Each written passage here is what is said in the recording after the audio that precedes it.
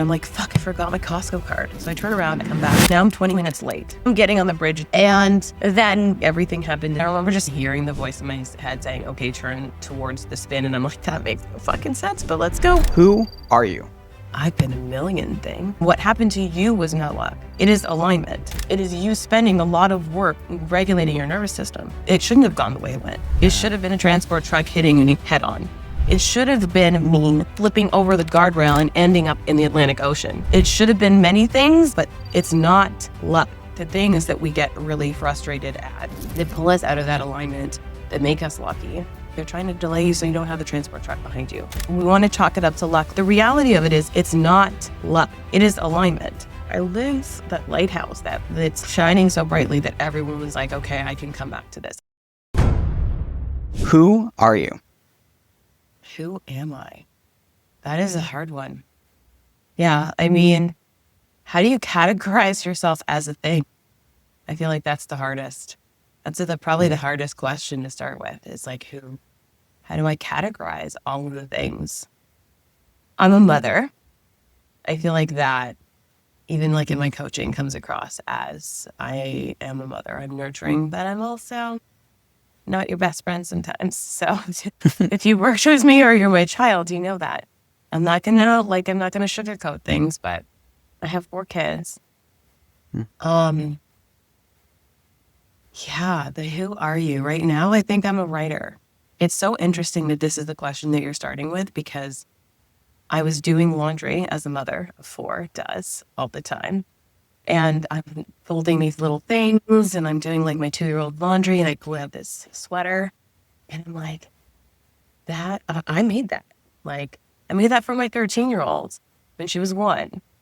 And back then I was like knitting and like even going to like little Christmas markets and selling my stuff, and like this thing that I created for her, I like custom made it.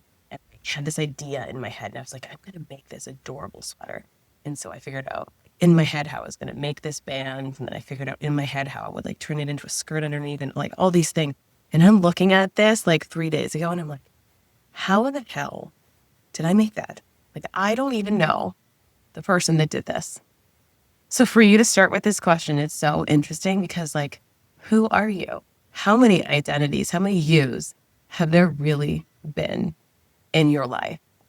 Because am I not just a different person every single day? I think right now I'm in the middle of this like transformation where I'm like, yes, I'm this spiritual mystic. I don't even know that I want to call it a guide, but we'll call it a guide. But then I'm also stepping into this like writer. Like I'm so in love with just like sitting at my keyboard and writing these long pieces and these long essays about things that people don't want to talk about. And I am also writing a book at the same time right now. So that is such an interesting question to categorize. How do we categorize who we are? Because it's so dependent on now. And when I look back in retrospect, I've been a million things. I've been a bodybuilder, did that really well. I've been a nutritionist, did that really well. I mean, I've been a mother for 13 years. So I think that at the baseline, that's going to be my answer. Because it's been and it's going to continue to be such a big part of who I am. But in between all that, I've been so many things. And right now I'm evolving. I don't know. I guess it depends on the day that you ask me.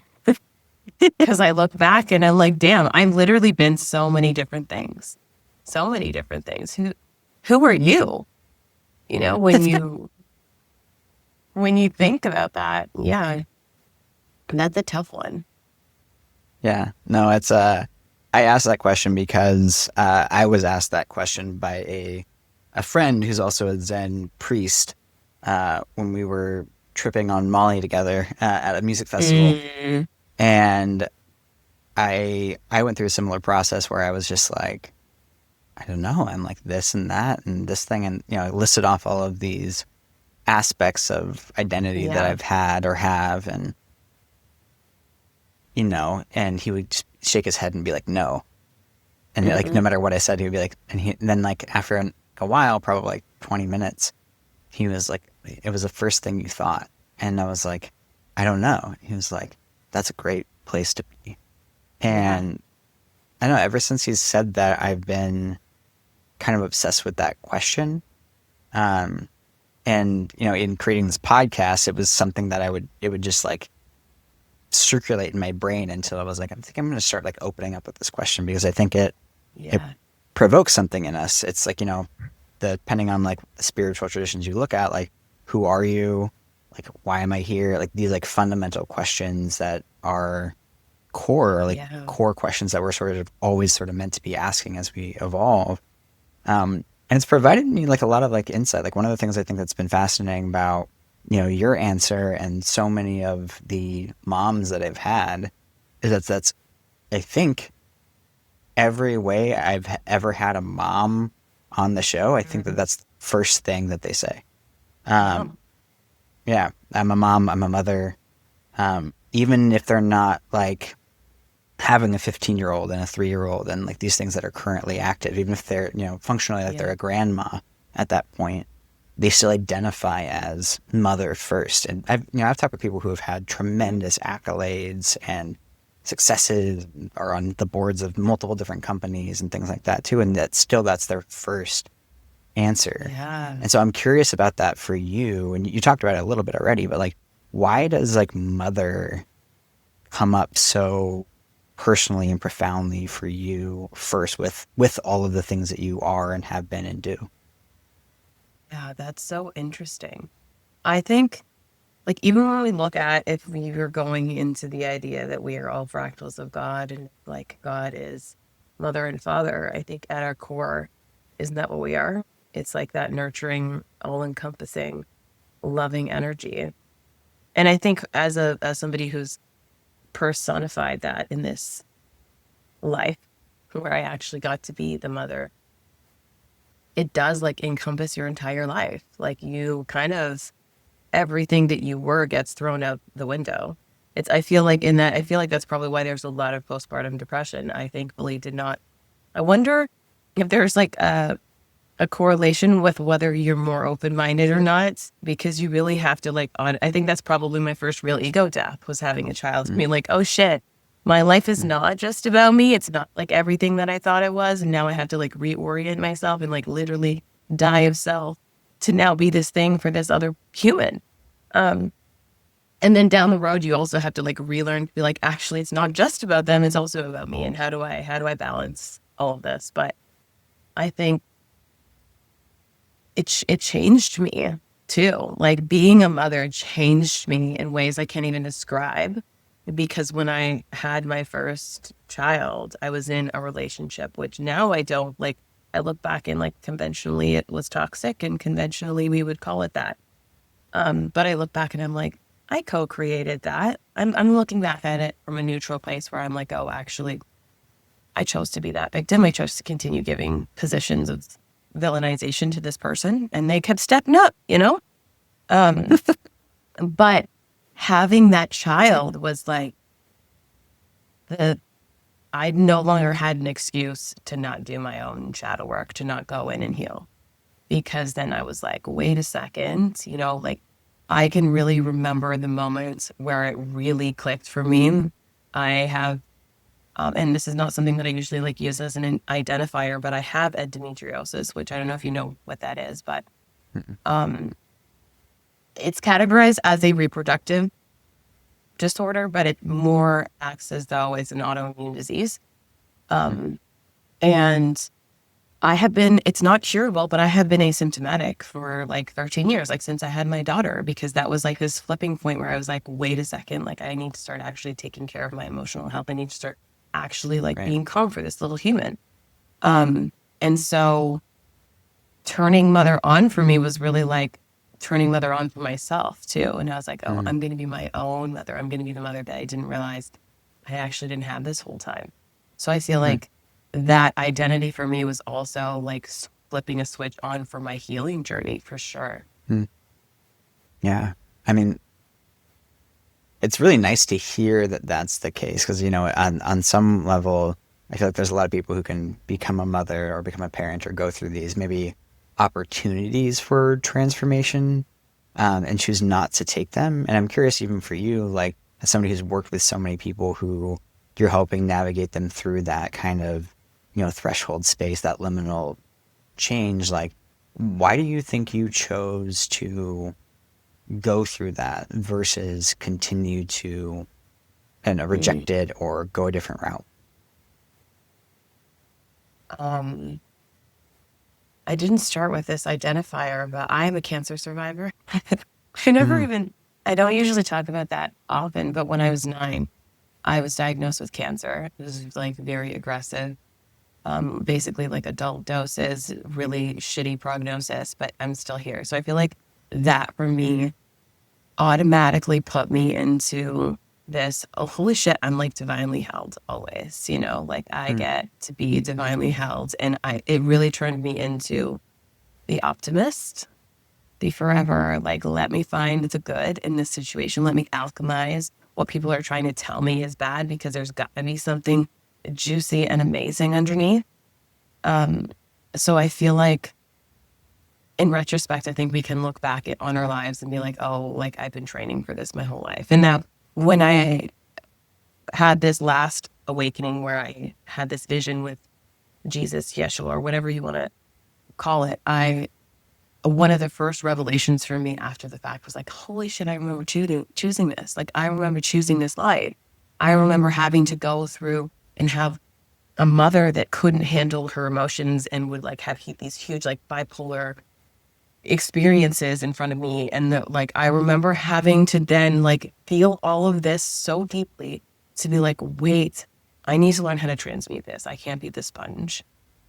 And through that, like when I did have this experience last year, downloads came, and eventually like feeling frequency, feeling other people's emotions came through. And it was like this ability to like, sometimes like I would get a download and I would feel like, I'm talking like the grief of like the collective, and I'd be shattered mm, on the floor, just like tears pouring down my face. There would be times where my husband would like come out he works in the basement from his office, and he'd be like, are you okay? Now he just comes up and he's like, hey babe, and like he knows I'm just gonna work through it. But like there were honestly times where I was like, am I gonna be okay? Am I gonna be able to do this? But I remember having that knowing, and I was like, I remember choosing all of these freaking lessons to be able to hold all of this emotion that doesn't even belong to me anymore, and to be able to like alchemize all of it.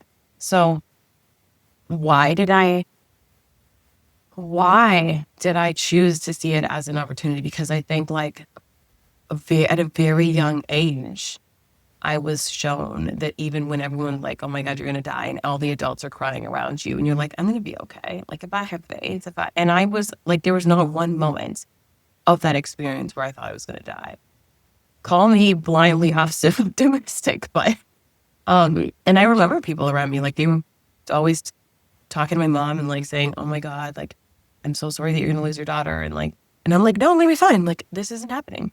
Um, so yeah, I don't even know that there's like, I just had lesson after lesson proving that in ways that we don't even imagine we're always held. mm. Like you just sitting in that chair, you Yeah. didn't ask for gravity to hold you there. You just breathing. You're not like, please, breath, like come through me. It's just happening. Like there are so many little micro things all around you all the time that are holding you, and you don't even have to ask. Like we have proof everywhere. We just not looking at it. Hmm. Yeah. I'm curious for you, like, because I've been obviously I was hit by a car recently. For in case anybody's wondering why I have these on my splints, and I broke both my hands and had surgery, and I have felt that sense of like being divinely held through that process, right? Where it was like I never really once felt like things were going to be really, really terrible. And Yeah. it wasn't really even until I was in the hospital and the EMTs had taken me there, and like if I'm like, people have asked me like how was like that first day, I was like, honestly, like I had a great time. Like because I Yeah. was like, I think part of it was like, at some level like I can't control any of this at this point. Like Mm-hmm. yes, you got to take me to the hospital. Yes, I got to let the doctors do their thing. Like whatever they're Yep. telling me to do, I'm just sort of I surrendered to it, right? Yes. Um, Surrender. yeah, and at the same time, I get to the hospital and the EMT, or after they had dropped me off, and they're like, "Hey, just want to let you know, like you're about as lucky as you could be in a situation like this. Like, had you Yeah. been, just a tad slower, um, the guy probably would have hit you straight on and run over you, right? And like you would be in a completely different situation than you are right now. And like you're, even with my hands needing to get surgery and all of these different little things, it's like yes, and like they could be so much worse than where I'm at, even with the kinds of breaks that I had, even with all the different steps. And yet it's like on one hand, while I'm like, oh, that's cool that I feel like divinely held, I also go into like, well, there are people who weren't lucky, I guess, or weren't as fortunate, or weren't, who did get completely run over, right? Like being in a hospital a lot more than I have in recent times. I went to the hand clinic yesterday and it's like, oh, I'm getting my hands things and this really sucks. And like I see somebody else walking in there who has like burn marks completely over their entire body. Or I see somebody who's missing their, two of their middle fingers. Compared to like my thing, it feels like so much bigger than what I'm going through, who like don't have the, spiritual fortune. And I think it's one of the challenging aspects of like any sort of spirituality kind of component. It's like, okay, well, this is like worked out for me, but it didn't work out for that other guy. So like, how do I handle that? And I'm curious how you kind of hold that tension for yourself. That is interesting. That's such an, I feel like that question gets asked a lot more. People are like, well, how do we navigate that there's these horrible things happening in the world right now? And like, yes, we're good. And like that question actually came up yesterday. Somebody was talking about how like they have a roof over their head and they don't have to worry anything, and they're retired, and then they're looking at what's happening over in the Middle East and they're like, how can I even feel like anything that I'm feeling right now when what's happening over there is happening over there? And I think that's where you have to come back into alignment. I mean, that's the whole point, right? Is you can look at these things that are happening to other people and be like, that is not okay. Like, I'm not okay with that. And I think people get really triggered with the idea of me always being like, everything is neutral. I'm not saying that the end result is neutral, right? Like, you still live in duality. You still live in the 3D world, whatever we're calling it. But you can be like, look at what's happening to these people and still be like, okay, coming back to me, like this moment is still neutral. Coming back to like, how am I handling this? Because that's just pulling you out of alignment. It's such a difficult thing to navigate, because it's like almost the opposite of catastrophizing. I don't even know if like it is catastrophizing, but you're like doing it with other people. And so how do you navigate a world where there's all of these things happening, but you can't change the thing that you can't control you can't control. You can control your nervous system. And the reality of it is that alignment that got you like in that situation at the exact moment where it was okay. It's not luck, in my opinion. I had so many people, because I also had an accident live basically at the same time as you. Yeah. Before we would have recorded this like 2 weeks ago. You and I just had mirrors of each other. Beautiful. And so many people were like, you're so lucky, because like you, I was lucky. The situation was so weird that day. My husband was like, I don't feel well. And he gets like these feelings sometimes when he doesn't trust himself. And I was like, are you sick? Are you like, what's wrong? And he's like, I don't know. I just don't feel well. And I'm like, okay. So he let me get in the car. I left with the 2 older kids. And then I get like 10 minutes down the road and I'm like, fuck, I forgot my Costco card. So I turn around, I come back, I then get back on the road. So now I'm 20 minutes late, right? So now I'm getting on the bridge not at lunchtime. So it's already better, right? It's already a better time to get in an accident, if we're being fair. So yay!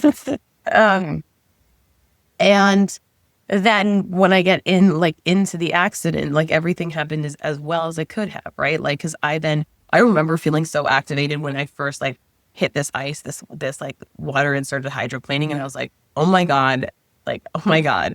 And then I was like, wait a second, like if I'm preaching non-duality, then this has to be neutral too. And I remember just taking this like big, deep breath and just like feeling myself coming back to center, and then hearing the voice in my head saying, okay, turn towards the spin. And I'm like, that makes no fucking sense, but let's go. We're already in this. Let's do it. So like full surrender. And then I hear the voice that's like, you can brake now. And so I hit the brake and I just hit the corner of my car. Whereas like realistically, there are so many scenarios in which that wouldn't have gone, like it shouldn't have gone the way it went, because it should have been it should have been like a transport truck behind me because it's the only highway through the province, Like it should have been a transport truck hitting me head on. It should have been me ignoring the voice in my head and spinning against the wheel because that's what we logically do. It should have been me in a minivan flipping instead of doing a 540 spin. It should have been me flipping over the guardrail and ending up in the Atlantic Ocean, Like it should have been many things, but it shouldn't have been the luck that I thought. But the reality of it is it's not luck. And what happened to you was not luck. It is alignment. It is you spending a lot of work regulating your nervous system and me being sick. So it's not, we want to chalk it up to luck, like that's what it is. But it's the reason why it's like the divine flow and like things like these situations happen that they don't happen to the extreme that they could happen. And you see people in the extreme that they could happen is because most of us are running around there dysregulated. You're not listening. Like, I could have gotten so pissed off that I left my Costco card and been like, F it, we're just not going to Costco. We're going to do all the other things. And I could have kept driving. But I was like, fine, whatever. I'm going to add the extra 20 minutes and turn around and I come home. Because realistically, the thing is that we get really frustrated at that pull us out of that alignment, that make us lucky, are trying to delay us for a reason, whatever that is, right? Like they're trying to delay you so you don't have the transport truck behind you. But then coming back to how do we navigate seeing these things happening to these people is you have to be the example. You have to be the one that says, that is horrible, but how do I center myself now? Like if from this centered place, from this calm nervous system, what can I do? Like, how can I show up in my relationships and the people that are in my immediate circle with that resonance, with that coherence, with that alignment where like they're feeling that. They're feeling that because you're the sovereign being. You get to show up as this sovereign being and like offer them the same thing, like a piece of sovereignty that they probably never felt outside of this meeting with you. And so through that, they're like, why does it feel different when I'm around Cameron? Like, I want to be around Cameron more. Like, Cameron, what are you doing? Like, why do you feel the way you feel? I want more of that. And then you have that, it spreads, right? Like when we then get focused on like, why am I so lucky and why is everyone like this? You are now pulled back out of alignment. Now you're not the quote unquote lucky one, which you never were the lucky one. You were just the one that's doing the hard work, right? And for some of us, that work is definitely probably harder than for others, for sure.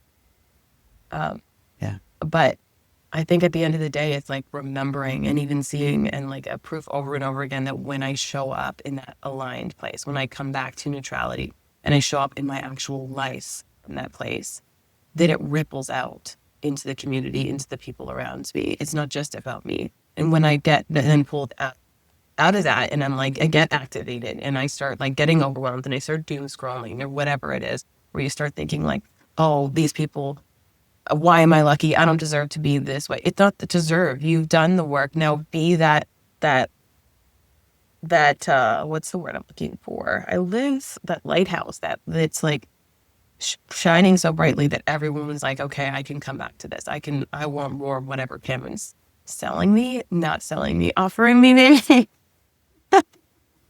Yeah. Who Cameron's being or who you're being. Yeah. Yeah, no, it's really fascinating to hear you say that too, because like that has been a gift that I've been able to give my friends, and I would say particularly my men's group through this process. It's been feedback that I've gotten so much has been like I'm just so like amazed at how well you're handling this, right? And like to me, it feels like almost odd, and like I have to almost like double check myself a bunch of times too, because I'm like, am I just like in denial about how bad this is? And I'm like repressing a bunch of emotions. But like, we'll give like we just always start off with like just giving like a check-in with a number. And like almost every week I've been like, yeah, like an 8. I know it was just like hit by a car a couple days ago, but like, and I'm like, good. Like emotionally, right? Like I'm like, this sucks and there are things and I like have hard moments and feel things and like, but like I'm emotionally pretty all right. Like, I think things are going to be okay, and I can't control a lot of these other things. And if anything, that kind of has made it, like, easier. Like, a big thing I've had to sit with and ponder after, like, getting hit was, like, noticing how much more anxiety I've had previously And like even at the time of the accident, I was more worried about like all of the financial ramifications, like these idea of finances, more so Yeah. than like, hey, you just like lost your hands temporarily. But I was like more Yeah. worried about money, or and like these money stressors that would come up in my life were causing me so much more, you know, talking to ChatGPT for an hour, 2 hours to like Yeah. kind of regulate myself. Where I was like, I was just hit by a car and like it didn't affect me in the same way. I was like, I really need to look at my relationship with money right now because clearly this is like drawing so much like fear and anxiety for me in a way that like my body is way more important than that. And Yeah. like my health is way more important than any of that. And yet that's the thing that has been consuming my mind.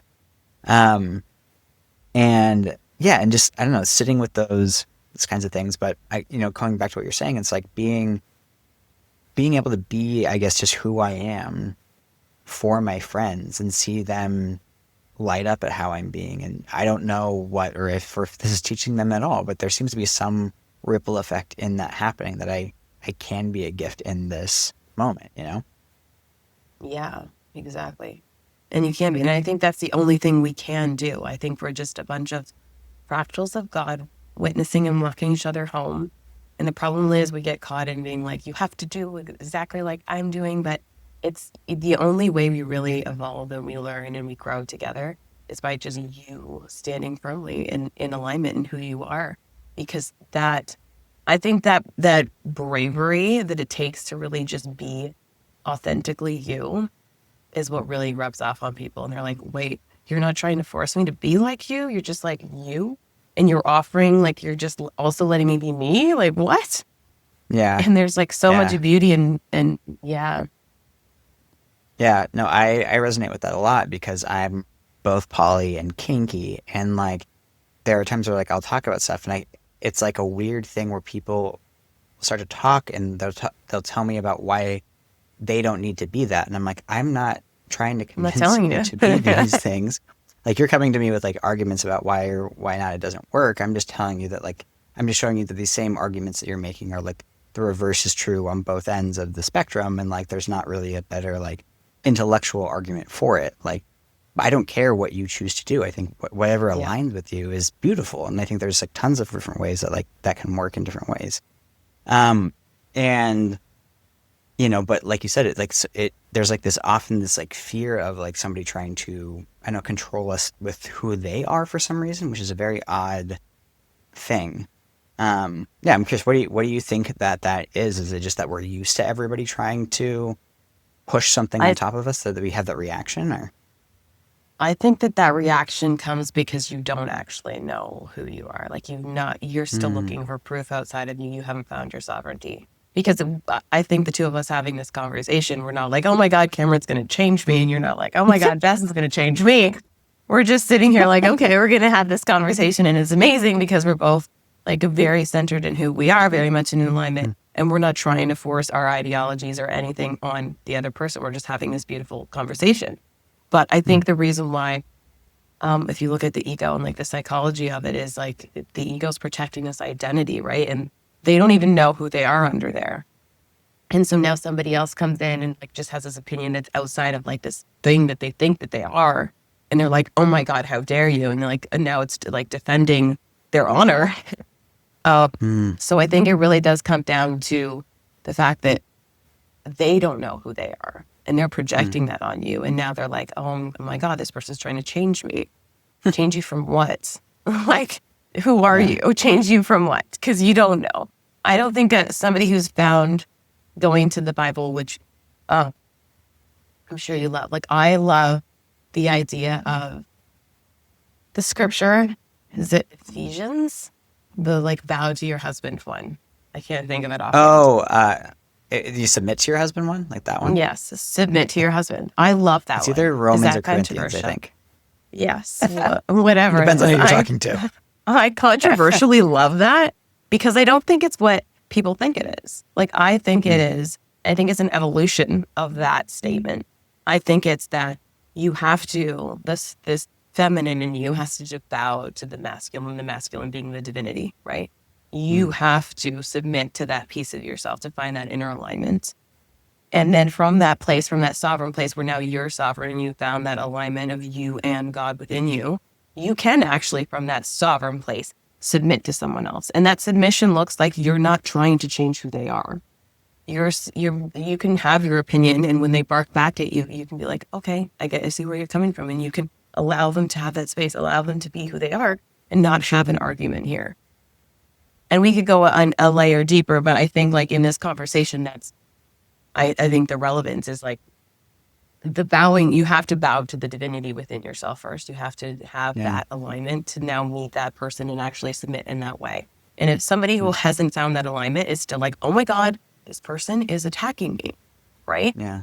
So I think we first have to find that sovereignty. We're not very sovereign beings, are we?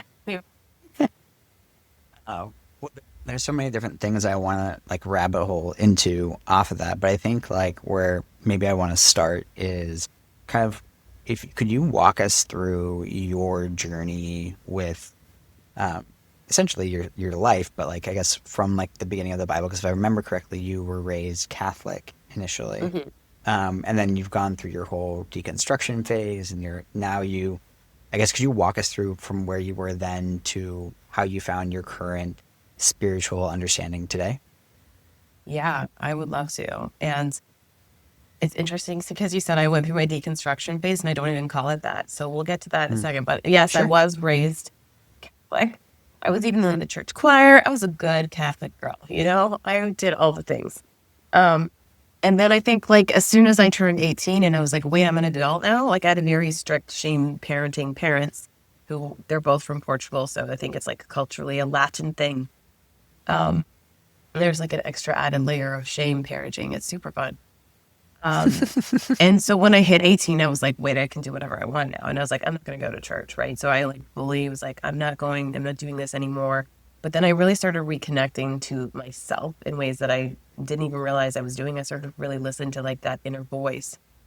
And I started like doing the things. I love human design. So I started inherently doing the things that my sacral authority wanted me to do. And I didn't even realize it. I found human design like way down the road afterwards. And I was like, wait, I've been doing what has excited me this whole time. And to me, like, that's how spirit is speaking through me. It's like that sacral, like, excitement that comes up in my belly when I'm like, okay, I got to do this. Like, it doesn't make any sense, but I'm going to do it. And I started doing that thing and like the best. I mean, there's obviously times in there where I was in like toxic relationships and things and, life. But when I really started reconnecting back to myself was probably right after I had my daughter again, mothering. It's a beautiful initiator. And I started listening to that voice again. I started like remembering who I was. I started healing. And there was one point where I quit like my perfect job. And I was like, I'm gonna go and work in a gym. I'm gonna go work in a good life. We're gonna be a personal trainer. This is what we're gonna do. And then the next thing I know, I've just left this beautiful job that's giving me money and benefits and all these things. And then COVID hits like 6 months later. And I'm like, well, that wasn't the right choice. Now my job is non-essential. My job that I'm just like trying to figure out what I'm doing. And I had already done like a whole nutrition certification. So I ended up building this amazing business online that just like blew up because of a lot of other factors that like I just like went to the right person, went to the next right person. It was just listening to that excitement that was guiding me, that was in that divine flow. And then I moved out here. I was from Ontario, Canada, and I moved to New Brunswick, right on the water. And we moved out here. And we moved out here on a crazy fucking whim too, because when I think it was 2018, I sold my house and I built a house, like my dream home. I custom built this home in London, Ontario. I remember putting a Post-it on this computer actually, and it said like buy a house on the water, because I was like, okay, I'll just like buy this cottage one day. Like I want this thing. It was like my manifestation. But at the time I built this like beautiful custom home, and I was like, okay, this is my forever home. It's in the middle of the city, but whatever. And then I get this weird feeling 2021, and it's like you need to move to the ocean. And I'm like, that's really a fucking weird thing to do, but okay. Like I start looking out here, I start looking on the realtor.ca, and I at first looked in another province and just nothing gave me that feeling where it was like, let's go. And then I was like, okay, let me look at New Brunswick. And all I filtered out was like house on the water. Like I wanted waterfront. If I'm moving 1,000 miles away, it's gonna have water in my backyard. Like that is it. And the first house that comes up is this house that I'm in now. And it is no word of a lie, identical to the one that I custom built with my dad. And it's bigger scale wise, thankfully, because I have since had a couple extra children. But like it's identical. The windows are identical. Where the kids' bedrooms are down there are identical. It's like the same house. And I was like, oh, we find this house on the water, and I'm like, honey, we're moving to New Brunswick. And he's like, are you crazy? You've lived in a house of you've lived in this like city of 500,000 people in that area for your whole life. And now you're going to move to the middle of nowhere in New Brunswick. And I was like, yeah, there's like, at the town down the road that's 10 minutes away has 4,000 people in it. Right. So I'm like, I've been a full on city girl, and I'm like, no, I'm moving to the country. And I did. I moved out here basically because like God was like, do it. And I was like, okay. Like my whole life has been built on like, my adult life has been built on like slowly surrendering like to bigger and bigger, crazier leaps, if we're being honest. Because the first one was like quitting a good job. Well, the first one was probably leaving a toxic relationship. The next one was leaving a good job. The next one was like, let's move 1,000 miles away. Okay. Like on a complete whim. And when we moved out here, like everything slowed down to a point where I was like, okay, I really want to connect back with the church. And so I started going to a church here that was non-denominational. I wouldn't categorize it that way now. I think it was more of like what I would put a little more evangelical if we're putting a category there.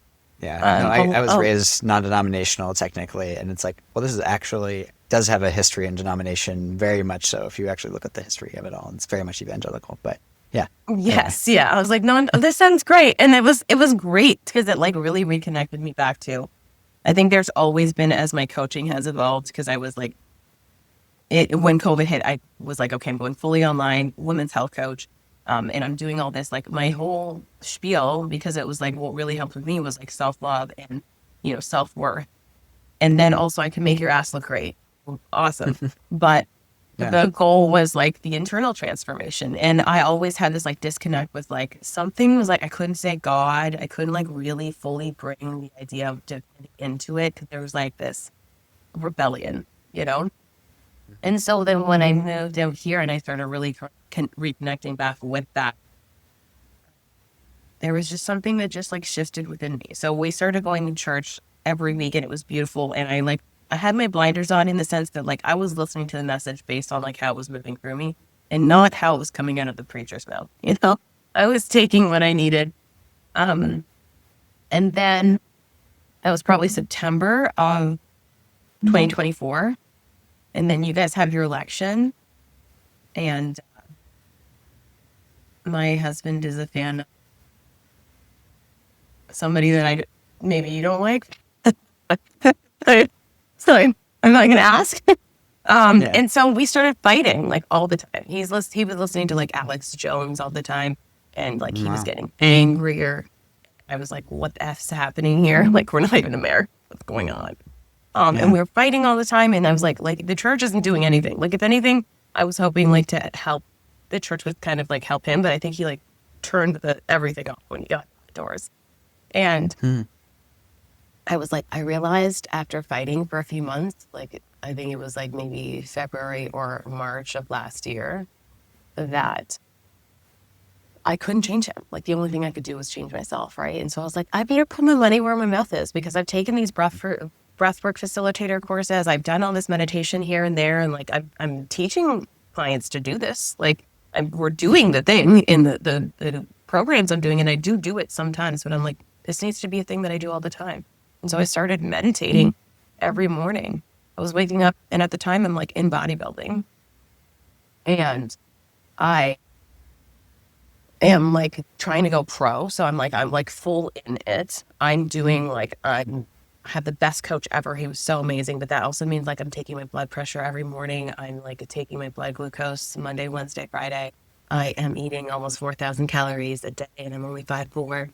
And I'm like working my ass off, making sure I'm making sure I have no less than 7 hours of sleep a night. Like all of these like mechanical 3D ego boxes, I'm taking them off. And then I'm like, okay, but I also want to meditate. So I'm like, I'm waking up at 4 in the morning, and then I'm going to the gym by 5. I hit like a month into this meditating, and like I'm at this point, I'm like now also doing Reiki because I'm like, I would like to bring this into like my coaching and whatever. And then I'm like, but this Reiki needs to feel different than what Reiki is, because it needs to feel very centered in the divine. So how I've landed now and how I use it is more like theta healing style. But anyways, I then had this emotional breakdown.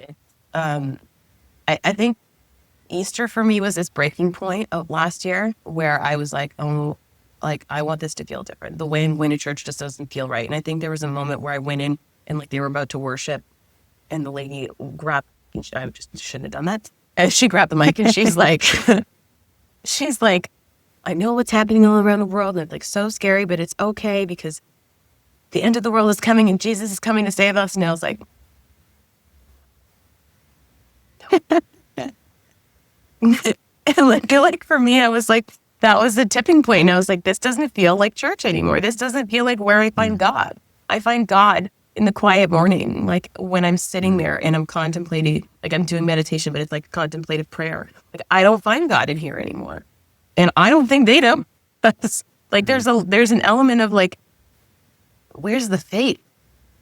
Where's the surrender? Where's the I am always held, even when the batshit crazy shit is happening, even when you're getting hit by a car, you know? And that on Easter, I came home and I was like, I'm going to do my own ceremony too. Like, and so I lit some candles and I did some breath work and I did some self-healing Reiki on myself and a lot of journaling. Turns out that was an astrological portal day, which I figured out later. So if anyone's trying to recreate this, they could attempt to do that. You could look up what April 20th around there was portal-wise of last year and try and find the same portal. Maybe you'll conjure up Jesus, because that's what I accidentally did. And so the next day, then I have a mental breakdown on my kitchen floor, like full on breakdown. And I'm crying and I'm like, it's 6:00 and I have 7,000 steps. I still have to do the Reiki. Like I'm committing to this thing that is a spiritual side of me where like, and I'm just crying. And my husband's like, are you okay? And I'm like, no, I'm like crying, but I'm like happy crying at the same time. And I'm having so many emotions going through me. And I'm like, I know I'm sitting here at this like liminal crossroad. I'm like Hecate, and I'm sitting here and I'm like, I have my life's purpose, my life's dream right here. Everything's going so well. I felt like 3-4 inches of muscle on my glutes just like in the last 8 months. Like it's going phenomenally. And then I'm sitting over here and I'm like, there's this like soul purpose here that's pulling me. And I'm sitting there and I'm like, I have to choose between my life and whatever God's telling me to do, whatever doesn't make any bloody sense over here. And I look up at my husband and I'm like, I'm calling James tomorrow. James is this amazing coach. So this is not a reflection of his coaching, but I'm like, I'm firing him. I am giving up everything. I'm giving up my entire business. Like I fully I feel like I was the physical representation of the ego death because I fully had to give up like an identity that was ego. Like, I don't think you can find a better ego representation than bodybuilding. And I fully was like, here you go. I'm done. I'm not going to do this anymore. I fully laid it out on the table and like that the switch was flipped and I was like, I'm not going back. I'm quitting. And I felt like so much relief. And the next day I was like in the flow and I was finally like, I think I recorded 3 podcast episodes that day, like just like flowing, like whatever was coming, like was finally, the block was gone because I knew this was it. And then that night I go to do like a little self-healing Reiki. And then I start thinking like, who am I to be this thing? Like, I don't know the Bible off by heart. Who am I to think that I can create whatever is coming through me? And I go into that session. My heart is just like on fire with like, the shame and like imposter syndrome. And I put my hands there. Eventually that dissipates in the healing session. And I put my hand on my lap and all of a sudden I see like the silhouette of what I would say is Jesus come up. And they're just like bright light behind me. And it's not even the vision. Like for me, it was not the vision. It was like being hit by a transport truck of like unconditional love, of like realizing in that moment I'd never, as a mother of 4, fully felt love before. And I'm sitting there in this like euphoria, and I'm just bawling, and like there is like a river of tears just coming down my face. I have no control, and I'm trying to talk because, as you can tell, I'm really good at talking. I'm trying to talk to who's in front of me and be like, I will do like I'm literally saying I'll do anything you tell me to do. Like my life is now yours. And my throat just starts burning. And I put my hands on there, and Jesus, whatever you're going to call it, whatever you're going to think this is, put his hands on my throat until the burning dissipated. And then the silhouette just walked off. And I remember sitting there for so long and being like, what the fuck just happened? They go downstairs and I'm still crying. And my husband's like, are you okay? And I was like, yeah, I just saw Jesus. And he's like, what? Yeah. And like that fully was like me fully consenting to, okay, I'm accepting whatever this mission is, because I was like, the day before I fully gave up everything, like I consented, I'm dropping everything that I am. The next day, I'm like, I will do anything that you tell me to. And within a few days, I started getting like just downloads. Like I would just know a thing. And I guess you could say claircognizance, or however you want to call it. And since then, it's been a very wild ride. I think then at that point, I was like, okay, I was still looking for proof outside of myself, which is interesting because that's what led me to the deconstruction, or what people were telling me was deconstruction. Because I was like, I called it, when I went into it, a spiral study. And I was like, I'm going to find the fractals of God in every tradition, in every. I'm going to sit down with this, and I'm going to find the fractal that exists there. No matter what it is, like I'm looking for God instead of how do I deconstruct. I was like, how do I reconstruct? Like there was no deconstruction for me. It was always pick up the book and stick, like whether it's the Bible or something else, pick up the book and find the fractal of God that lives in the book, because it's there somewhere. There's beauty, there's love, there's something you can learn in every single sacred text and tradition.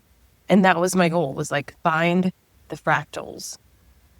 And I would have these downloads, and it took me probably until August to finally be like, oh wait, I don't need to look for proof. Because I would get this download and I would know this thing and it would make no sense. And then I wouldn't share it with anyone until I found it in the book.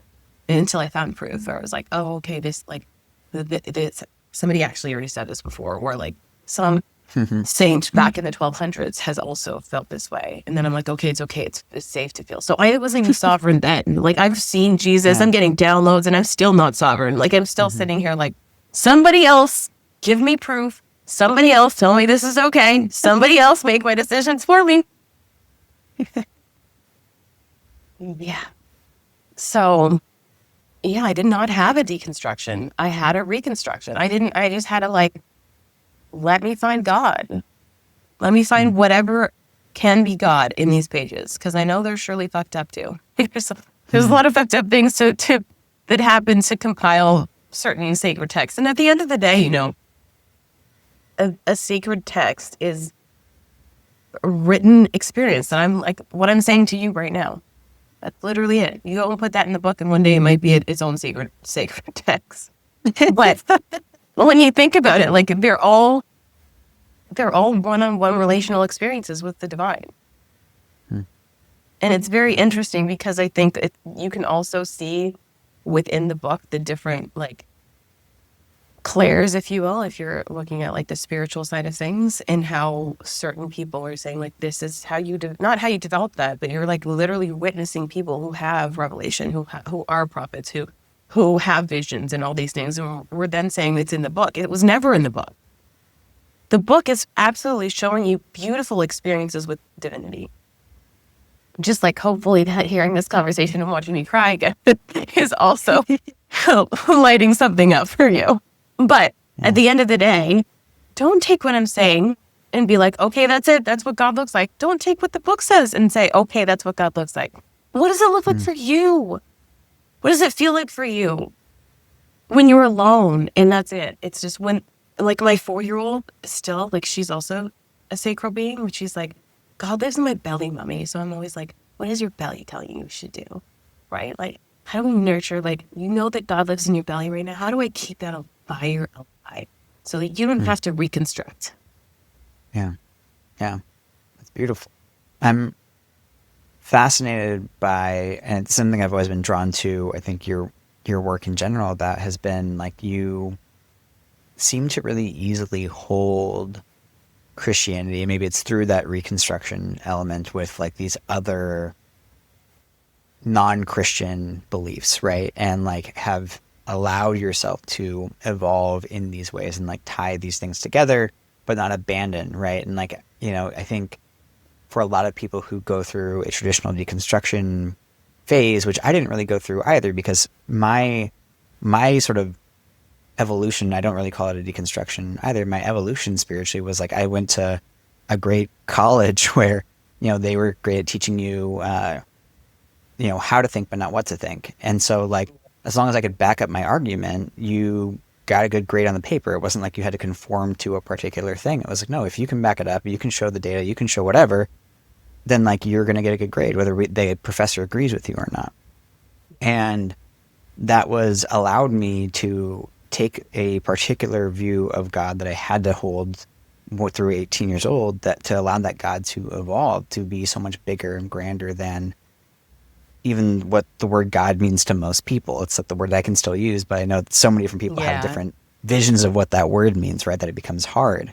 To where I've had people be like, I don't know how somebody who is such a strong believer in the church has doesn't anymore. Well, I was like, well, when did I ever say that I like abandoned Jesus? I never was like, Jesus, I cast you out of my heart. Yeah. Or like something of that nature. It's like, this has just really evolved for me. Like there's definitely earlier on, I definitely didn't associate with the church because of what I saw the church becoming and being. Mm-hmm. And I was like, that's not what I think God is or who God is or what Christianity is. And there's this really beautiful post. I think he's going to come on my podcast soon.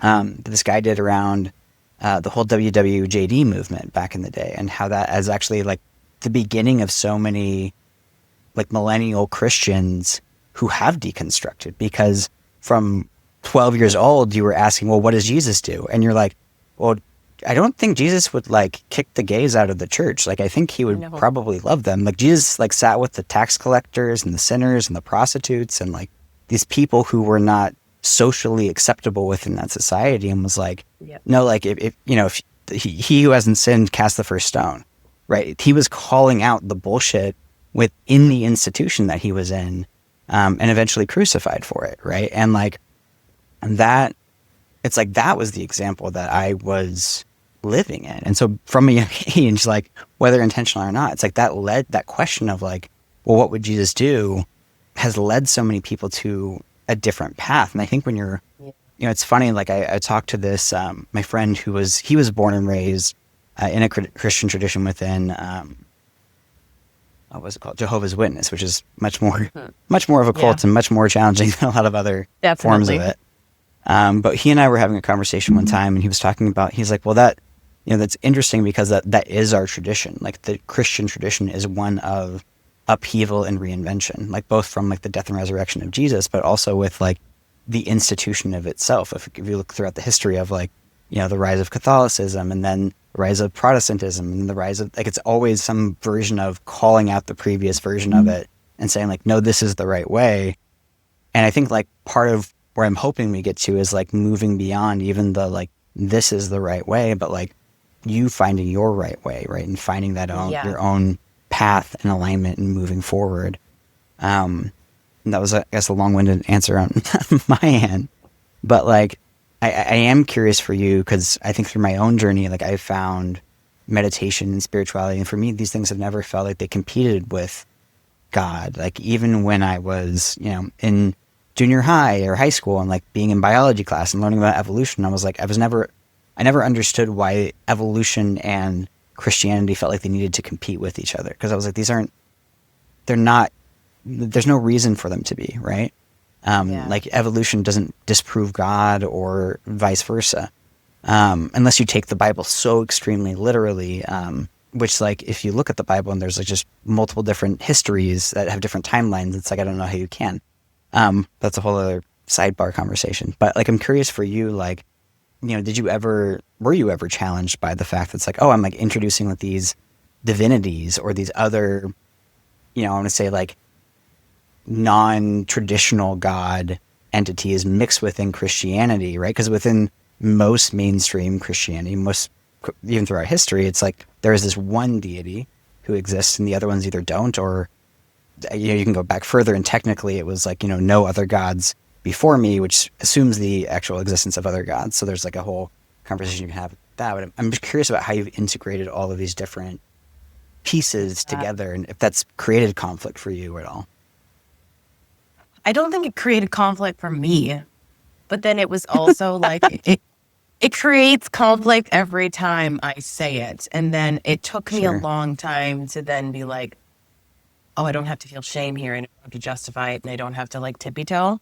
It's interesting because I think maybe partially my superpower is that I do like, I am constantly evolving. And like the first question you asked me today, I literally have lived so many different lives. Like when Hmm. I look back, I'm like, I've done this. I've like, and the cancer survivor, and the choir girl, and Yeah. the bodybuilder, run marathons. Like all Well, you these mentioned little human things that design, I'm so like, I'm curious. Are you a 3'6" by any chance, or like what's like no, your? I'm a 5'1". Okay, okay, cool. Yeah. I'm a 3'6", and that was what they said. Similar thing about me is that I would live like way more lives by the time I'm like 30 or something, than other people. But I was just curious about that for you. Yeah.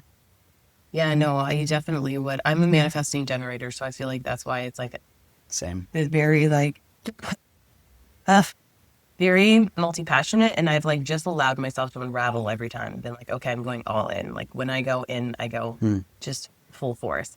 And so I think that's the whole point is like my life has been the curriculum that has led me to the point where this has been effortless. And people are like, well, how do I get past this liminal space? And Hmm. I really think that there's a lot of like self-love and self-worth work that needs to be done. I had just spent prior to all of this, like I had spent 7 years between like my own self-worth work and then like literally teaching women that work for years, right? And so I was like, it was drilled in. So then when I came into this uh, last crazy awakening, there was just like, okay, let's do it. But I even like for me, I don't think it was like a block of this is hard to do, and am I allowed to put these things together? Because I was like, Hmm. F it, I'm the rebel. I'm the girl with the Portuguese parents that has sleeves of tattoos. Hmm. I spent many years testing out the waters and being the rebel. I got like a giant, half my back is a giant brand because at 18 years old, I was like, let's experiment with a piece of iron. It was a professional, but I mean, I have cherry blossoms scarred on the side of my ribs like a cutting scarification. I spent my life being a rebel. Anything you could possibly imagine being Hmm. pierced, I have tried it. I've put it wherever, like so I feel Hmm. like my life has been the curriculum that's been like, okay, be the rebel, like you don't have to you Hmm. don't have to fit into the box. You've never had to fit into the Hmm. box, Jess. So why does God have to fit in that box? Hmm. But for me, it was then when I first was like, okay, let's share these things. Let's like shift this. And it like maybe it was like a month after having the vision where I was like, okay, I had already stopped sharing fitness stuff. And I was like, okay, now I'm trying to like share this other stuff. But I would filter myself. Like my platform was Instagram. And I probably should have just started a new page if we're being completely honest. But I don't believe in mistakes. I believe in everything evolving in a certain way. And I wasn't going to wipe the slate clean. I just used the page that I had. And back then, I built this beautiful business and I only had 5,000 followers, but it was good enough to like have this thriving community. And I remember like people started unfollowing me and I would create the reel that I was going to do by whatever download came in.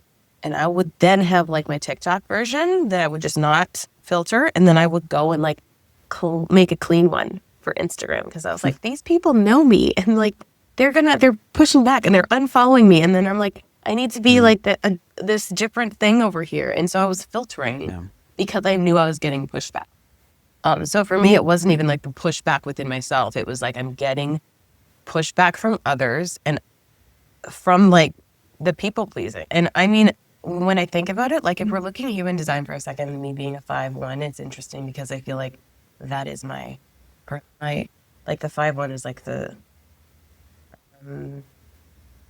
savior complex, really. But like it's like the challenger. People think that you can solve all their problems. And so in that, they project everything that you should be onto you. Like you're very much the mirror. And so I feel like that's exactly how it played out for me because I didn't give a shit. But like that's also a very big karmic lesson for somebody who is a 5/1 is like you're going to get everyone's collective shit projected on you. So I did always get people that were like, why are you talking about this? Like I remember the first video I did about astrology where I was like, actually like in Genesis, it's saying like, look to the stars for signs and whatever. And somebody commented on it was like, I would love to have you on a podcast. And I was like, okay, sure.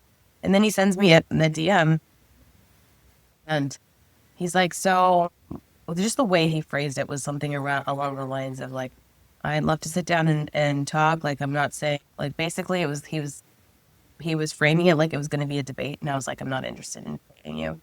So I'm not interested in sitting down and being like, I think the way he phrased it was like, we'll sit down and talk until we know what the truth is. And I was like, I'm not interested.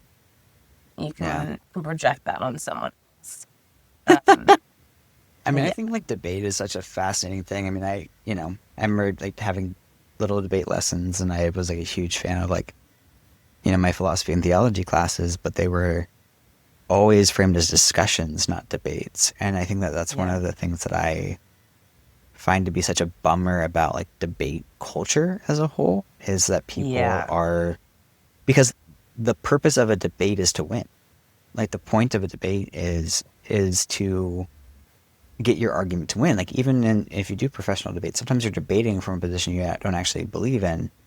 But the whole point is to like figure out these ways that you can, kind of persuade an audience. Manipulate, destroy another thing intellectually. And it's like you watch people and it's like, oh, like you found some clever way of like making the audience laugh that now has them like on your side. But like you actually didn't like engage with the conversation like appropriately or fairly. You've just like sidebarred it by making this other statement.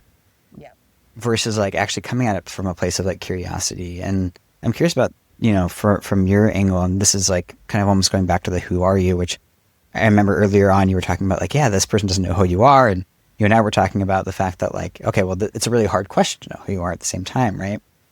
And yet like, for me, honestly, when I still go back down to that, there's like a knowing of who I am that I think I can't explain with words. But when I do explain it with words, it does still go back to like, I don't know. But it's like sitting deeply uncomfortably and yet comfortably in that like not knowing that like allows me to then have conversations with other people. And like one of my deepest like core things is that we just like, none of us really know what the fuck's going on. And like, I think there's like we can learn a little bit more and we can gain things from experience, but when we don't know, when we understand fundamentally that we don't know things, but we're allowed to like actually have a conversation with somebody who doesn't agree with us, and we can be curious about their perspective rather than trying to, dominate them or win or get some clap back or whatever it is that we're trying to do. And that's what bums me out of so much things that are framed as like, oh, we're going to have this debate. And I'm like, man, I would rather have those two people have a facilitated discussion about this issue rather than a debate, because now they're prepared, they're dug in, they already know what they want, and we're not going to get to the heart of it. We're just going to see a bunch of different arguments that go in a bunch of different ways and not get to any real form of truth. We're just going to see a bunch of people yelling at each other at the end of the day. Exactly. which sums up the Canadian Parliament, I would say. I feel like Probably all parliaments and governments. If it makes you feel any better. yeah. Yeah. Yeah. I'm curious for you, like, one of the things you've talked about a lot in this episode has been the word sovereignty. And that's a word that's like popped up a lot more in my ecosphere in the last, like, I'd say 2 months or so. Like, what is sovereignty? Why is it important? Like, yeah, tell me about that. I think sovereignty at the end of the day is actually what free will is supposed to be like, to be honest. And I don't know why, but that's what's coming through right now. And I've never, ever said it before. But Exclusive. it's an exclusive. But exactly. I don't know. I think that's what free will is. It's like every single thing you still have absolute control over. Not control in the sense that like there's a God outside of you, but you know, like even when I'm looking at words, you know, when I'm saying, people have this big thing where I'm like, words actually don't matter. And they're like, no, they're spells. Like, don't say Jesus. Jesus is like this demonic thing that you can't say because, you know, if you say Jesus, you're perpetuating Freemasons, something. I don't know. I didn't like fully listen to the argument because I was like, that's insane. Like, because the moment you say the word Jesus has been used to control us for centuries, you are saying something outside of me has power over me. Now you're not a sovereign being, full stop. So the moment that you say something like that, you're the victim. You don't know that you're the victim, but unconsciously you've handed over that power. You're now the victim. And I think like my whole purpose is for people to get out of victimhood. Like there's a reason why we are in a collective energy that we're in, where it is all victim and villain, because the victim is like you play the victim so easily and you don't even realize it. I don't think you can be a victim and sovereign at the same time, right? Think about like just the idea of like being a good girl. That was like my favorite mask. I don't know about you. I don't know if a big good boy was a good mask that you put on quite often. Yeah. Good actor role. That's the only part I would say. But yeah, when I think about the good girl, when she's in a toxic relationship like she was in, she needs a reason to leave. She needs a valid reason that is huge, where she doesn't look like the bad guy. And so if that good girl needs this thing, she now is the villain, right? Like she's the victim, right? She's going to start like offering opportunities for this guy to be the villain so she can finally leave, right? Like we create these dynamics without even realizing it. And I think a lot of us think we're not victim and we are playing that often. And you can't be sovereign and be victim at the same time. But like for me, like the words thing, you know, like I'm pissed at my husband. He's doing something and I'm like, I have a rule where, you know, you say, I love you when you go to bed. You say the I love you, you give him a peck and you go to bed, you know? So I'm like fucking pissed at him because he yelled at the 2-year-old, let's say. And I'm like, I love you, good night. I give him a peck. I like go up the stairs, or like maybe I don't even give him a peck. I'm just like, I love you, have a good night. And I'm like going up the stairs whenever I'm pissed. And he's, you know, he then still has sovereignty over that because I obviously threw him some shade, right? I'm in a bitchy mood and I'm throwing out, like, I'm not giving him the lovey-dovey, you know? But he still has sovereignty there, right? Like, because I'm still putting that frequency out. But he could have had a fabulous day where he's like, I'm not accepting that. She still said, I love you. Okay, thank you. Awesome. Love you, babe. You know, like, you still have sovereignty of how you receive it. And I think that's with everything, like everything in life, and that's where it comes also back to sovereignty only lives in neutrality. Because you can't fully make a sovereign choice when you have emotion involved. And I'm not saying emotion bad. I'm saying feel emotion, let it move through you, come back to alignment, come back to neutrality. And then it's like, okay, my husband's pissed at me and he's being a dick. Am I going to accept that? Or am I going to like still keep treating him from this like neutral, loving place that sees his pain, but doesn't have to react to the pain? You know? Yeah. No, I love that. And I think looking at that idea of sovereignty, of almost going back to what we initially were talking about with like alignment and being regulated versus dysregulated of like, I can control what is within my own domain, right? And I can choose to respond to something, but also like to notice where you're giving your power away. And I think like when you know, initially brought up like somebody's talking about like, oh, Jesus is actually a demonic word or whatever it is. Well, it's like, you know, Alex Hermosi, of all the people that I'm going to bring into this conversation, like was asked like, you know, what are the three things you'd kind of leave people with if your whole life, you know, was, but you had to leave like three statements, right? And like one of them was like that you are, you know, you create everything that has meaning in your life.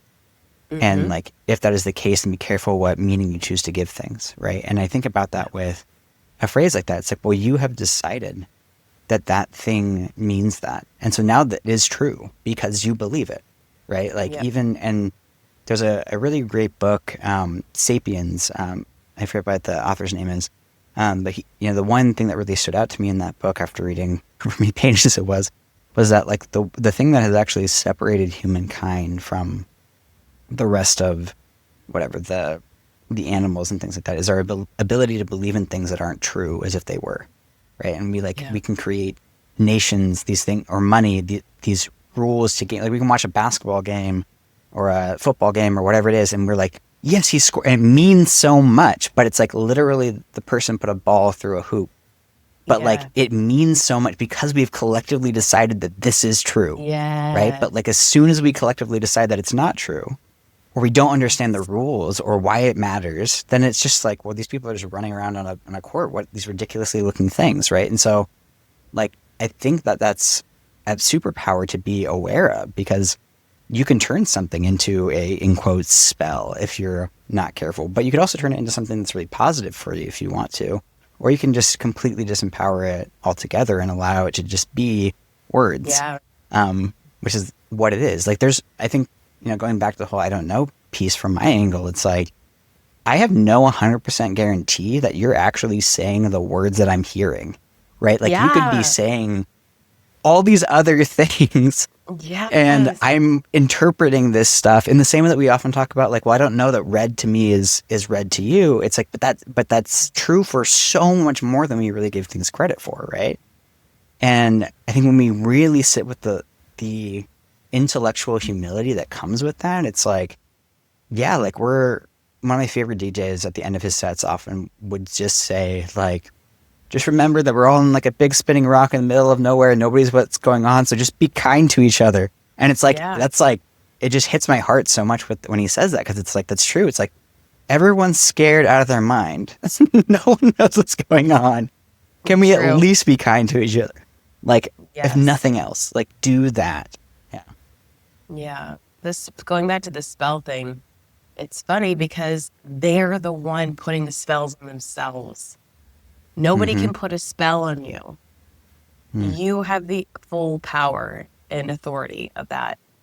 And I've seen like, I don't remember what the person's name was on Instagram, but it was like a former witch that turned into basically like the conservative Christian. She had like a vision with Jesus and then went conservative Christian. Now she's like shaming everybody in the witchcraft world for like, you have to get out of this. Like, this is the way. I'm sitting here watching and I'm like, here's what happens, right? Like, I'm going to zoom out and be my little Scorpio rising. And what's happening is like, it's, and you see it with a lot of people, right? Because when you're in this dynamic where you think that somebody's, like, the way she described it was like, oh, we'd like, witchcraft, you'd have like somebody would put a curse on you and then you put a curse on them back and then it would be this thing. And I'm like, that's just full on dysregulation, right? Like that's you in fear, right? You're in fear. And now you're like, that person must have did this thing. And that's why I just dropped my phone and it just shattered because that person down there just cursed me. And now you're going to put a curse on them. You're going to send them negativity. They still have sovereignty. They get to accept that or not. And now the next thing that goes wrong in your life, you're going to blame it on that thing. And now, like, in your mind, you're expecting the thing to happen. You're expecting the next bad thing to happen. And so it's still the same thing because you didn't deal with the fact that you are afraid. So now you're not afraid of your sister and your sisterhood there. You're now afraid of God. God's going to come and smite you if you don't do this thing. So you're still in fear. It hasn't resolved any of the issues within you. You haven't looked at the shadows. But now your fear has now gone from that lady down the road that has a spell book to that guy up there. So nothing shifts. And I think that's what happens a lot of time in deconstruction. Let's talk about deconstruction for a second, because people get lost in the middle because they don't, like, most people aren't going to be like us where we're like, let's find God in everything, like, let's reconstruct, let's skip the deconstruction, let's reconstruct that shit. Most people are going to deconstruct, right? Because you're in this Christian nationalist world and you are looking for the God that lives out there. And then you pick up this thing and you're like, okay, let's deconstruct this whole thing. And now you're like, wait a second, there's no God out there, because you're still looking for proof that the God is out there. You haven't stopped looking for the thing that was wrong in the first place. God wasn't outside of you. It's through like your felt sense. It's through your relational experience. Yeah. And so people get stuck there. Yeah, I think you've talked about this a little bit too on some of your pieces around basically like you end up trading one like certainty attachment for another one, right? You can, even whether it's somebody going from Christianity to deconstructionism and completely being like, there is no truth whatsoever, and like going this hard line in that direction, or like, and I've seen that with a lot of the, spiritual community that's sort of making a hard pivot into conservative Christianity. It was like it's like the same. You're doing the same thing on both sides. Kat Von D, I feel like she went full Christian. Oh, really? That's I really think so. Yeah, but just like, it's like you had all these spiritual things and you were so certain about all this stuff and like this is the truth, and then it's like, oh no, this is actually truth, and you're just like you're just swinging from one pendulum to another versus like being able to like, maybe I'm thinking about something incorrectly. Maybe I'm like, how I'm looking at things is not the right way to be looking at it, and I'm simply swinging from side to side. It's fascinating. One of my favorite things that I learned from a professor who I always joke I learned nothing else from the entire class, but he said one statement one time, which is like, every reaction is an overreaction. And that like has always sat with me, that like the pendulum is always going to move one way to another. And I think even trying to like stop the pendulum swinging is like not really possible, but you can be present with it. And eventually that pendulum, slows down and adjusts, and you can start to integrate that. Which is, I guess, something I wanted to kind of chat with you about was like, one of the things you've also talked a lot about is, the idea of the messy middle and integration. And you and I had a small conversation offline about like Hecate and like sort of the crossroads and these liminal spaces. And I'm curious about like, what is your experience with all these transformations you've been through and like being in the messy middle? And what would you say to somebody who's like in some messy middle of their life right now, going through some integration, transformational stage? Because I find that, it's one thing to be like, oh yeah, I went through all these changes in my life. I transformed. I had this ego death and whatever. And it can sound like, oh yeah, I just did this. I picked up the butter out of the fridge. But like, what is that actually like? And then how do you navigate somebody through that, or help somebody through that, I guess? Yeah. It's interesting though, like, isn't our entire life, like that we remember here in the 3D, isn't it the messy middle? Like it is all the messy middle, really. I love the messy middle because it's like a little chaotic and it's a little fun, and you like don't really know what identity you're in. You're like in this like half this and then half that, and like evolving and moving. And I really like the chaos in the middle, to be honest. I like not having the label. I like being in this like ever revolving. I'm quite sure. But I mean, if I have anything to say, look at what I just said about picking up that sweater in the dryer. How many times have you had like a full-on identity? You were the Christian. You were the I don't know, the high school basketball player, whatever. You were this thing. Like it was everything. You were living and breathing in it. And now you're something else. And do you remember the messy middle? You never remember the messy middle, because what's on the other side is beautiful, and it's this new version of you, and it's amazing and expansive. And so the reality of it is, enjoy the messy middle. Enjoy the middle where you don't have a label, where you're still in this, like, I'm kind of this, but I'm kind of that. And I get to kind of choose and be present, because right now in that conscious co-creative space, in that middle, is where you get to make these sovereign, conscious choices, where you are waking up and you're in the matrix, and now you're like, oh, I understand. Oh, like, I understand that from this sovereign place, I get to pick. Do I want to take that? Like, you're now no longer in this place. You're not the B-list actor. You're the A-list actor. You get to, from this place, sovereignly choose what is the role I want to play in every area of my life, and then start acting from that role. Be that thing. The messy middle is actually really beautiful.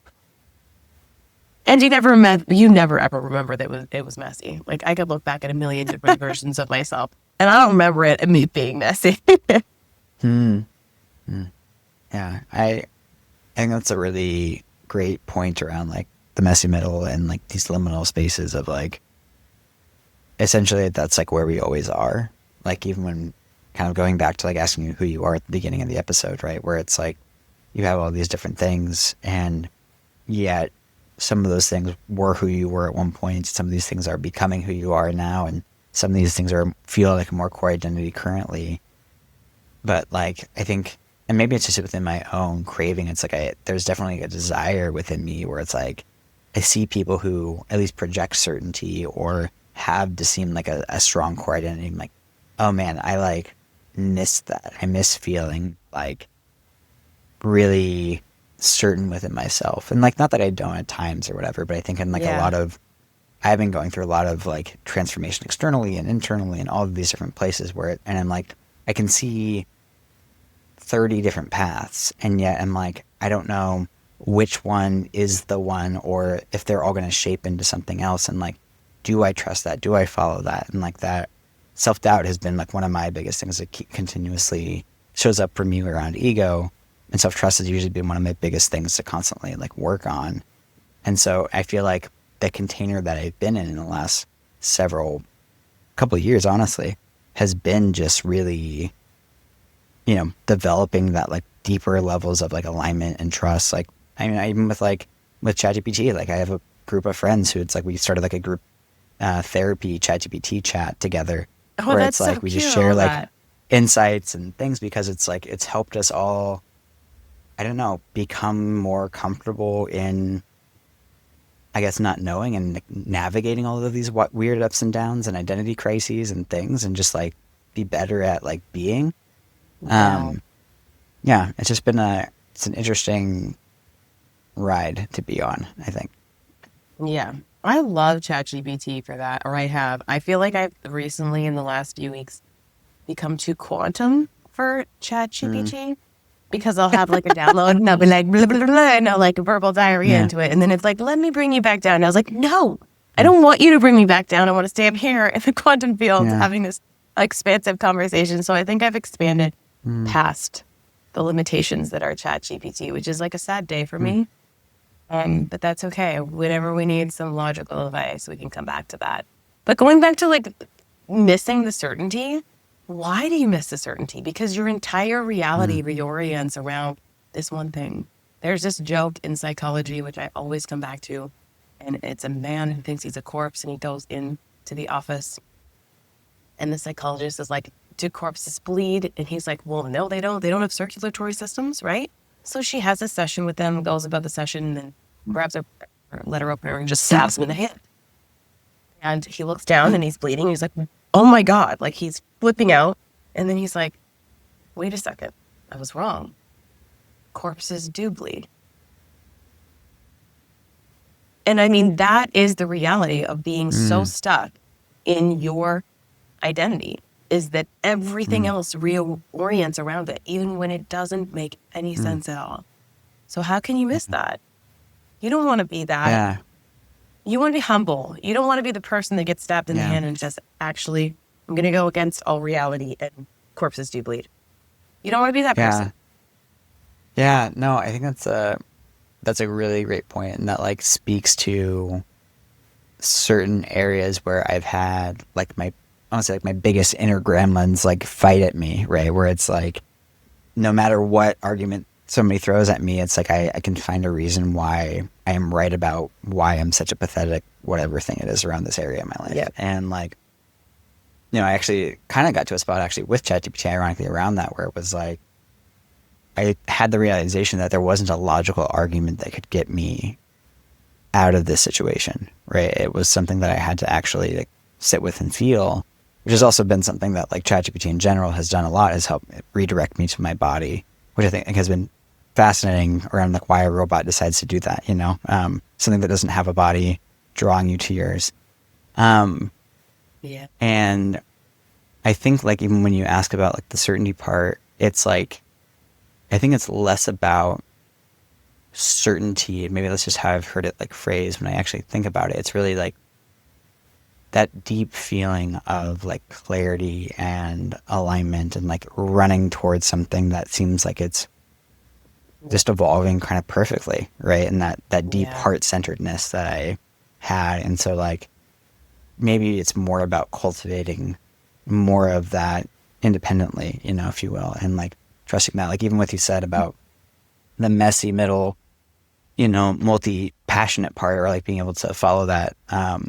It's like, I think for me, like I'm still, working through different shame pieces and being like, oh yeah, I actually really am drawn to this, but I still have that like fear around like my Christian shame around like, but what if this leads me to like death or hell or some version of hell on earth, or at the very least, whatever it might be. Are we not already in a version of that? This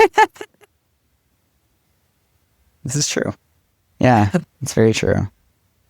So yeah, I think that's, when I think about it, it's really that like desire to be tuned into, I guess, joy and like more fully trusting myself more than anything. Yeah. And honestly, you're a manifesting generator. You already said that. You said something earlier around the idea of like having 30 paths in front of you and not knowing where to go. But you know how the manifesting generator finds its path? I think the manifesting generators get very boxed into kind of generator role, but you're a manifester first. So you are the just go energy first. So you're supposed to dip your toes in all of these paths. And you're not supposed to announce and be like, I'm this thing now. Like you're supposed to dip your toes in all the paths. And then when you find the one that feels good, go with it. And honestly, like that for me has evolved into probably why I am the way I am, and why now I'm like putting all these things together and I'm like, oh, like Socrates saying this and Jesus and like this and like Buddha said the same thing and like all this, and bringing all these pieces together because I've been so fascinated like in these little things, and I've dipped my toes in all these things, and now I'm sitting here and I'm like, human design, Jesus, philosophy, all these things, and like it all makes sense in my brain, and it wouldn't if I hadn't have dipped my toes in all these things. So the beauty is like, especially as a manifesting generator, and especially as somebody who is a 3/6, because you do have like your literal life path being learning by action, is that's like part of your life is like go and tip your toes, put on all the hats, and when you don't like them, throw the fucking net away. Like I think that truly is the lesson that you have to learn is it's okay to try something, but it's even more okay to walk away when it's not for you. I think that, that last piece is, I think, just tremendously valuable, because I think one of the things that I don't know, like, have you ever read like Secret Meanings of Birthdays, or what, I think whatever that book is called? But there's different words that are associated with people, and like I had a coach who was like, one of my words was like rigid, and I was like thinking about that. I was like, I don't feel like I'm rigid, but then like as I like sat with it more, it's like, I've associated with like commitment, like I'm really committed to this, and so I'm gonna go through the fires. And like I think a learning that I've had to really sit with over the last like year in particular has been like, I'm actually really, really great at like I can go through really hard shit, but like I also like don't have to do what I want to do. Like it's okay to like let go of things, to like have things be easier, to actually like find something that like feels good. And I know when there can be things that like still get in my way, like I'm gonna push through it. But like if I'm like doubting about my ability to be consistent or follow through on things, it's like that's not actually an accurate reflection of my life and who I am. Like even looking at now, where it's like I was hit by a car 3 weeks ago, and I'm still able to record my podcast. keep the things going because I, wanted to show up with it, and there's imperfections, but it's still, there, and it's great. So yeah, I think, but like learning to let go of things more and like let go of different identities and not be willing to try on new hats like throughout that process, I think is like part of it. Like it's something that's come back a little bit like more and more is like my, like, it's like I don't know. And so being willing to experiment and try out new things and not feel like I have to be in something forever. It's okay to like try out a bunch of different stuff and see what actually works. Yeah. And that is literally that's your past, trying all these beautiful things. And then like truly being okay walking away. I always tell any of my past clients that have been manifesting generators is don't sign up for anything that is like too far out because you're going to change your mind. You're ever evolving energy, right? Anybody invites me to something, I'm a maybe because I might get to it and it just feels like hell no. And if I now have decided to go to it, I'm going to people please and I'm going to go to it. And now I'm going to pull myself out of alignment where maybe if I had not gone to it, I'd have the energy to like go down the street and get a coffee and I meet so-and-so and so-and-so, like we have this conversation and all of a sudden they're helping me with the book that I'm writing or something, like I'm now pulled out of where I should have been in that moment. So always be a maybe. But having like an energetic practice where like once every week or two you're going and you're like, okay, what no longer serves me? Like, especially as a manifesting generator where you are so multi-passionate and there's like so many different things that you want to play with and you want to do, like having a practice where you're like, you know what? I kind of don't want to be doing this like roller skating class anymore. It just doesn't serve me anymore. Or whatever it is, right? I think that's something that you should definitely have into your life. Being okay walking away. It's a hard lesson to learn because like societally, we're being just constantly told that you have to finish until the end, right? Yeah. Do the thing. You signed up for it, finish it. But no, if it doesn't feel aligned anymore, walk away. Right? Like if I walked away from an entire thing that still was working in the 3D, and if I hadn't done that, I wouldn't be here right now. And I walked just away from many things, but that was a very difficult lesson to learn as somebody who's a manifesting generator, is like learning actually finish until the end isn't necessarily for me every single time.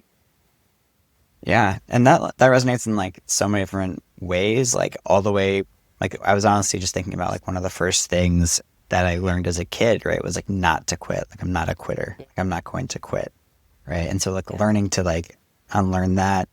But even just like going back to like the idea of like, oh, you got to finish your plate, right? You got to clear your plate before your dinner's done, right? And like it's like these core like ingrainings of things that we're taught of like, oh, you need to like complete this, and like not completing this is bad, not being there all the time is bad, not committing is bad, versus like, well, actually you can learn like adaptability and flexibility, and like to your point, like learning when to walk away is great. And I think even to your point, like not needing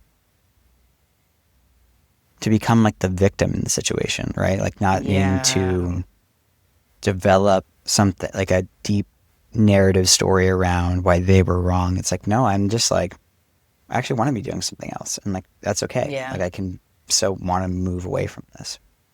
Yeah.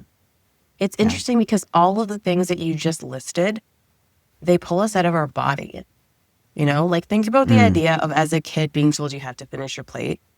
You're being taught at a very young age to, when you feel full in your stomach, ignore it because you have to finish what's in front of you. So we're even like putting clothes on. Not that I think we should all become nudists, but like even the idea of clothes, they're desensitizing, right? Like everything that we do in this world is like disconnecting ourselves from our bodies. So I think it's beautiful that the robot told you to come back to self, because I think that's also a piece like when we think of philosophy. I love philosophy. It's incredible, but it's all up here. And it doesn't do any good until you bring it into your body, until you now like take these thoughts and you feel the feeling, because you can't really move through these things and actually make them make sense until you bring them in here and feel what's coming up. Until you go back to that inner child moment and feel what you didn't allow yourself to feel for 30, 40, however many years, right? Yeah. So yeah, it's interesting because most of the things that you said, like, they're just teaching us to disconnect from here. And in my opinion, Yeah. if in my experience, God is speaking through here, not through here most of the time. I Mm. do get downloads, but they don't make sense. They don't come in as language for me. Yeah. No, it's funny because that literally reminds me of I had Dr. Cynthia Kirsten on, who's a neuroscientist and neurofeedback specialist, and one of the things that she said that was so profound in that episode was that we are relying too much on our prefrontal lobe.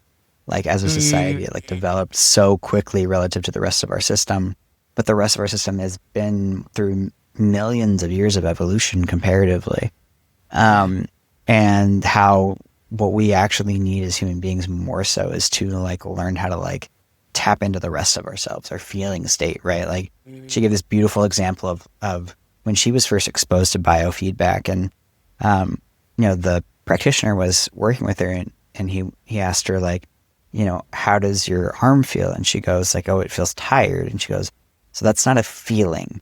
That's a story about it. Like, what are the actual like physical sensations? And she was like, oh, I guess it feels like tense or it feels like warm. She said, okay, yeah, great. Those are actual like sensations, right? And like how easy it is for us to like feel these sensations and come to a narrative conclusion about it, that I feel tired or I feel wound up or I feel excited Yeah. or what. These are all labels and stories that we've put on top of these sensations rather than actually being with them and being able to experience them at least as close as we can be with words to the actual Yeah. sensation directly. It's so interesting. Yeah. Even like you wake up and your arm is numb and you're like, oh, I must have slept weird. Or like your neck hurts and you're like, oh, it's from when I like went and like threw the ball at my dog or something, right? Yeah, we Right. always have to Yeah. have like this, we have to have the certainty. Maybe it comes back to certainty. There's this Mm. like, I think the reality of it is I was writing a couple essays because I'm planning on putting out like a Substack. And as I was typing out one of them earlier today, it really like clicked in that the only thing that we're really afraid of is the unknown. And the only unknown lives in here. That's the only unknown we have. Mm. Right? So we're finding these physical manifestations of it outside of ourselves. Because if you are feeling this sensation in your body of the, like when you're triggered in shadow work, or like when you're triggered and now you feel this sensation, and now all of a sudden like this political figure comes in and is like, actually, like this is the problem. I use the example of like, let's say you are disconnecting from self, you're not in alignment, you're running out of money. And because you're in this like state, you're eating out all the time because you don't have the energy or the resources or like the anything to just Mm-hmm. actually cook your meals. And then you have like every subscription known to mankind on standby because you're trying to numb yourself from all these things. And now all of a sudden somebody comes in and they're like, actually, the reason why you don't have any money is because of the government. And then you're like, fuck yeah, it's because of the government. And now all of a sudden Mm. you have this thing outside of you. And so you don't have to look at the thing that's unknown in here because now there's this big villain out here. Mm. Yeah. So it's very interesting because I think like at the end of the day, the only thing that we are afraid of as humans is the unknown. And you will only be able to meet that unknown within yourself. And we keep looking for it out there, right? And like if you're afraid of something, it's something in here that you're afraid of. I think like that realistically, the reason why we're stuck in this like back and forth, left and right dynamic, I know it happens a lot in the US and it's happening a lot here as well, is very much because we're just looking for something outside of us. It's just a bunch of dysregulated people that, found somebody to blame. And we keep putting somebody else because we're not doing the inner work. We're electing people that haven't done the inner work. And they're up there representing us. And we're like, what the fuck's going on? We'll do the inner work here first. Like we keep looking for somebody up there is going to fix this problem, whether it's God or it's somebody in the Oval Office. I don't know. Yeah. And then in the reality, it has to start at the foundation. The foundation isn't up there. It's inside of you. Yeah. Yeah.